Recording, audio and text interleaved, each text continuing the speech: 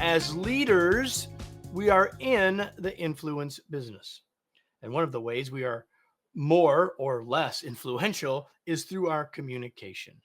Whether we are speaking in a one on one or in one of several one to many settings, in person or virtually, we find ourselves speaking, and that plays a huge role in our ability to be influential and therefore to lead. Join us today as we talk about mastering our leadership and influence voice. Welcome to another episode of the Remarkable Leadership Podcast, where we are helping leaders grow personally and professionally to lead more effectively and make a bigger positive difference for their teams, organizations, and the world. If you are listening to this podcast in the future, you could join us live on your favorite social platform. You can find out when we're going live and get access to those live episodes, interact with us, and get the information sooner by joining our Facebook or LinkedIn groups, two of the places where these are live streamed. Just go to remarkablepodcast.com/Facebook or remarkablepodcast.com/LinkedIn, and you get all of the scoop, all of the inside stuff, and find out when we're going to be live. If you like what you're hearing today and want to learn more about developing your leaders in your organization, let's talk. Reach out to us at info@kevineikenberry.com. We'll schedule a time to learn more about your needs and share how we might be able to help. With that, I'm going to bring in my guest. Here she is. Her name is Laura Sicola. She is an executive communication coach, a 3-time TEDx speaker, and the author of Speaking to Influence, Mastering Your Leadership Voice. She has over 2 decades of experience in helping professionals employ her proprietary vocal executive presence framework, which we're going to talk about today. She is a cognitive linguist. Let me do that again, everybody. She's a cognitive linguist by training and a former faculty member at the University of Pennsylvania. She combines neuroscience, business strategy, and communication psychology to help leaders go from being the brains behind the vision to the face and voice in front of it. Her TEDx talk has nearly 7 million views, and her client list includes Amazon, Intel, HP, Kaiser Permanente, and the U.S. Department of Commerce. And today, she's our guest. Laura, welcome. So glad to have you. Thank you so much, Kevin. I'm so glad to be here. It is a pleasure. So I'm glad you're here. And I want to start by asking you to share what you would say the big idea of the book is, because that's where we're going to frame our conversation today. So from your perspective, what's the big idea of the book? The big idea of the book is that we tend to get stuck hearing no a lot more than we want to and a lot more than we need to because we don't realize how much we can adapt the way that we communicate to still be ourselves, still be authentic, but get through to other people, learning to speak their language and really finding our own true, unique, and authentic sound of leadership, finding that leadership voice in a way that is still flexible and effective. So when I first got the book, my first thought was, this is a book about public speaking, which it is, but it's not only about that. Right. We're going to get to that in a little bit in a second. Mhm. From your perspective, what makes this book and your work different from the 100 other books people could pick up about leadership communication? From the what I have seen out there on communication, to use your preface in many ways, is the fact that it's not contextual in nature. It's not about in meetings, here's how you're supposed to talk, here's how executives talk, or here's how investors talk. It's not just about a business pitch and trying to get investment funding. It's not a presentation skills book or a book on public speaking. Yes, we do certainly address all of those contexts in different ways. And for that matter, personal. I mean, there are anecdotes in the book that are about my husband. There are anecdotes in the book that are talking about my kids and when they were teenagers and even a baby at that point. So but it's about recognizing the tools that we all have at our disposal to hear yes more often.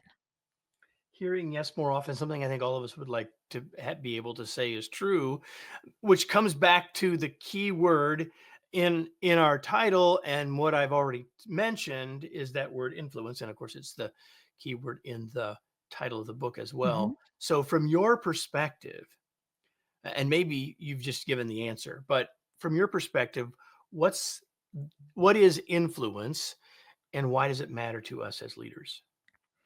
Influence is very simply the ability to have an impact on something. And we can make it as big or as small as you want, but it is in the positive sense is what of course we're looking for. Any tool from the internet to a hammer to whatever can be used to build or to destroy. So any tool can in the wrong hands can be used for evil. So what we're not talking about influence in the sense of manipulation. That's a really important point of distinction that this is not what we're aiming to do. It's helping get more positive progress moving along. So there's it's all about small details, small changes that have huge impact, huge difference on what we want. So the influence that we want to have is you're the leader of your department, your vision, and frankly, you don't have to be a leader in any literal sense to find this book valuable because you want to convince someone of something, you want to lead them in that direction. That's all. When I because I have the chance, not just for what I do for myself, but what I do for the show, which is to read a lot of books. And typically, when I am reading a book, I'm thinking, like, what's the one thing that I will remember from this book? Or what is, and I think it's a big part of your work. So I really want to focus on this idea of what you call vocal executive presence. So give Mhm. us context for that, because I want to use that as the jumping off point for a lot of the rest of our conversation. As you said, lots of different contexts, and you don't have to be an executive for this to matter. Mhm. But I'm going to guess all of you that are here, in fact, I'm pretty confident that all of you are here, are either leaders by title, capital L leaders, or you Mhm. are small l leaders, which is where you are in the rest of your life when you are leading without position. So don't get lost in her word executive. But given that, Laura, let's talk about what you mean by vocal executive presence. Sure, happy to. The very simply, it is the 3 C's. Mastering the 3 C's and the ability to command the room, connect with the audience, and close the deal. Those are the 3 C's of vocal executive presence, and very simply, what each of them means is, A, command the room. Whether you click join meeting or you walk into a room or you walk into a stage or you sit down for that matter, there's something in the way that you carry yourself. There's something in the way that your body language, your voice, even regardless of what your words are, that compels people to pay attention. It holds their attention, that captivates. That's commanding the room. And I hear people make excuses all the time, things like, "Well, I'm young, I'm the only woman in the room, I'm this ethnic background, I'm small, I'm petite." Look, I can wear high heels, no one can tell. It doesn't matter. So, size is Certainly not not an on excuse. video. Like we Not can't. on video, No fortunately, one I knows look how just tall as you tall. are, how short you are, how petite you are. And Really? yet I Mm. show up to do speeches or to do live trainings, and the first thing I inevitably see is people's face, and they kinda, like, look up and down, and I'm going, "You thought I was taller, didn't you?" And they're like, "Well, yeah, kinda." It's oh, well. So command the room. It doesn't can't matter anything about your physique or how you physically, show up. It's how you stand, your presence there. That's command the room. Number 2, connect with the audience. No matter what your backgrounds are, how different you are on one level, you need to identify where you understand me and I understand you. That's how we're going to connect with the audience. And that's the trajectory that we're going to take moving forward together. And then closing the deal is not necessarily a sales term. It can be if that's your role, business development of some sort. But really, it's about just getting to yes, coming to a mutual agreement about something, coming to an answer, moving the needle forward. I don't know about you, Kevin, but for my business, I mean, new business development, it could be 6 to 12 months worth of conversations. So closing the deal in any conversation may just be about agreeing on who I need to talk to next. Yeah. And when I Okay. think when I talk with leaders about the kinds of things we're talking about today, Laura, one of the things that I find folks aren't generally even thinking about is this last part, this closing the deal part. Like I say, like what's the most desired response? What do I want? What's the response that I want from them as a result of this conversation or this presentation or Yes. whatever it is? And it's the idea of closing the deal. And I love that you started with it. You're using sales language, and I don't even think that we should be uh, sorry to use that language, right? Because if influence at some level is about getting to yes, what is the yes we want? And making sure that in our communication, we're leading toward that thing, right? It's super important.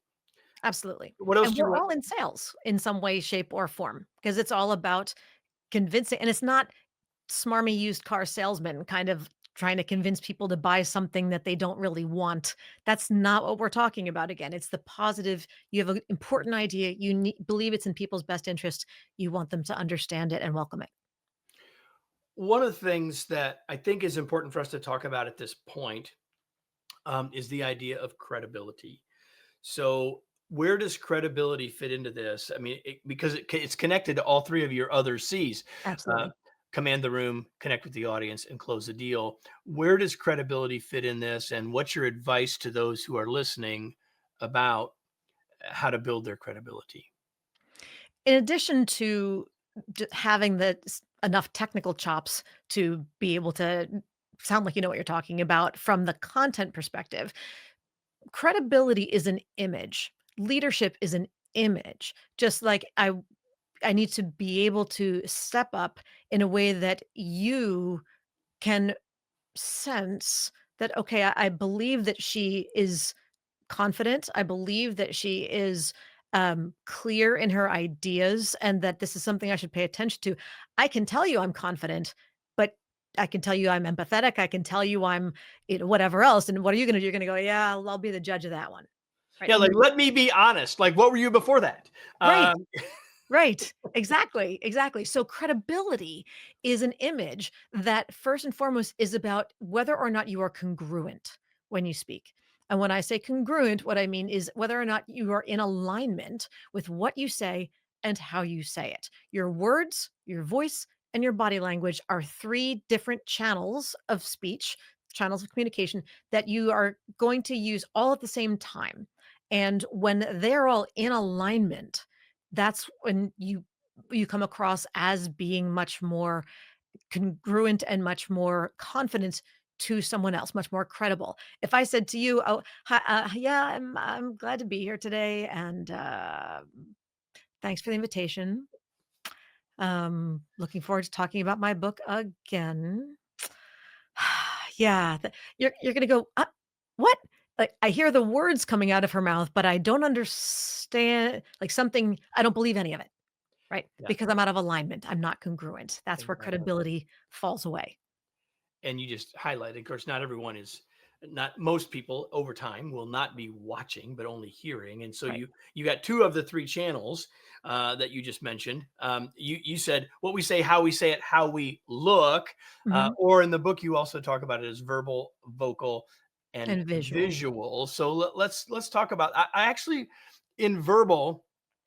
Um, One of the things I love the way you said it because I talk to people about this all the time.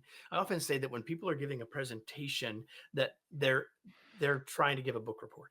Mm, You talk about the idea of relevant versus essential information, which I yes. love talking about it that way. So I mean I really love that. So let's talk about that. Help people think about that because oftentimes you are the communicator because you have the technical knowledge, Yes. because you know the stuff, and if you don't you think you're supposed to. Yes. So let's talk about this, and how do you help people, or how can people separate the two, the relevant from versus the essential? So, relevant information, very simply, is all the stuff that's already in your head that helps influence your decisions and your evaluations, assessments, etcetera, but it's all obvious to you. You have what I like to call the expert's curse. You're too smart. You have too much experience in this space. You love all of your spreadsheets and all the data points and all the details and all the specs and all those. The person you're presenting to A, doesn't need to know all that stuff, doesn't already know it, isn't going to understand all of it anytime soon, and they're not interested. They have another objective. And they are coming to you for information because they need you to help them achieve their objective. So, in thinking the shift is the essential information is not everything you know about that particular topic. That's relevant information. What's essential are the couple of pieces that you're going to cherry pick and say, based on what I know of that person, what they are going to do or what they will be expected to do with whatever I share with them, they need to do X. All right, so what's the 5% of information that I now know and can help them with that will be immediately necessary to help them do their job better as soon as they leave? That's Well, essential information. yeah, notice everybody that Laura is shifting you from thinking about what you know to what they need. So it's this idea, it's not just of connecting with the audience, which we talked about, but it's also like being focused on the audience. It's not about you and it's not about your information. It's about what they need, which will help you close the deal, if you want to think about it that way. So, anything else you want to say? There's plenty. I know we could do the whole rest of our conversation on this, but is there anything else specifically that you want to say about the verbal piece of this, the words themselves? Yes, the one of the most frequent pitfalls that I see people falling into is the feeling of, well, okay, yes, I love my content. This is what they're thinking as they're presenting. And they're trying to prevent any questions or any objections or anything that might not make them look and feel smart. And so they speak with the fire hose method, meaning open mouth, turn on fire hose, drown audience in every kind of detail, fact point possible, and then are surprised when the audience doesn't say, thank you, that was wonderful. So, but they're trying to, it's the CYA method. If you're familiar with that acronym, cover your assets and make sure that you try to sound smart. So you give all the detail, lots of acronyms and jargon, and hope that I've just snowed everybody enough that there's nothing left for them to ask about, that I'm Yeah. safe. And that's not effective. That just It glazes is people over. absolutely not effective. I would say if you're in a presentation and someone says to you, I have a lot of information to cover, so I better get started, it's not going to go well. Like it's just not. Like No. this is going to be a snooze fest, right? Yes. Because the synonyms for cover are bury, hide, and obscure. Just say it. Verbal, vocal. One of the things you talk about here is what you call the vocal fry. Mm. What do you mean by, again, great language to describe something that I think most of us have experienced, but talk about what this is and how do we move past it? Vocal fry technically is simply not having enough breath support when you're speaking, but the way it manifests, if you as opposed to listening to how my normal speaking voice is coming through now, if I were to have kind of this creaky, croaky, gravelly sound, and a lot of people will talk that way, and it might be just because they're slouching and in their chair, or maybe they started okay, but then they kind of trail off at the end of their sentences because they haven't finished making that point, but their brain's already moving on to part two. Or maybe it's just that you're throwing yourself under the bus and basically telegraphing how utterly unconfident you are. And you're going, oh, I have to tell you this, but I'm afraid you're not going to like it. So I'm just going to let it fall out of my mouth. What does it not say? It does not say confident. It does not say credible. It does not say authoritative. It does not say leader. It does not. That's right. So we've talked about the verbal, we've talked about the vocal a little Mhm. bit. Again, lots more we could talk Sure. about both. But we need to talk about the visual. That's the third piece.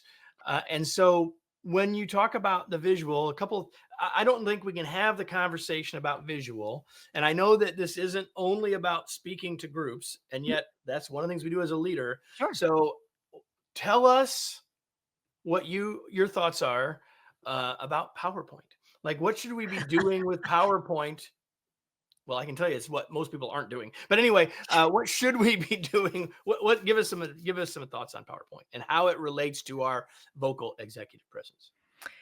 If people remember only one thing from this whole conversation, Kevin, please let it be this with regard to PowerPoint. If you have to preface a slide with, "You probably can't see this, but" Don't show the slide. thank you. That's what I call an ego slide. That's for the presenter's purpose only. It means I have to shove all that data on there because I'm afraid somebody might ask a question that I don't want to answer. So I'll just give them everything here. No one can see it except me. But okay, no, that's an ego slide. Get rid of it. You just told people, "Oh, I'm not gonna be able to see this." Okay, I'll multitask.